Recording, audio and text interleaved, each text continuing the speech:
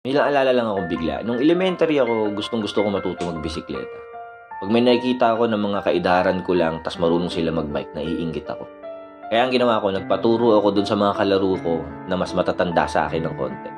Naalala ko pa noon, 3 or 5 ata kami noon na tinuturuan nila, tapos 2 lang silang nagtuturo. Salit-salitan lang kami dun sa iisang bisikleta. Siyempre sa umpisa nakakaba, pero exciting pag ikaw na yung nagmamaneho. Hahawakan yung manibela, pati yung upuan. Tuntua ka na, makadalawa or 3 padyak ka, feeling mo marunong ka na. At syempre nakakatuwa kapag yung upuan na lang yung hinahawakan niya at ikaw na yung mag-isa yung nagmamaniobra ng manibela. Hanggang sa hindi mo namamalayan na nagmamaneho ka na pala nang mag-isa ka na lang. Syempre ilang beses sumemplang habang nag-aaral.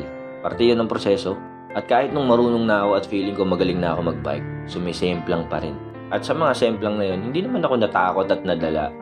Nagpatuloy pa rin ako magbisikleta na may pag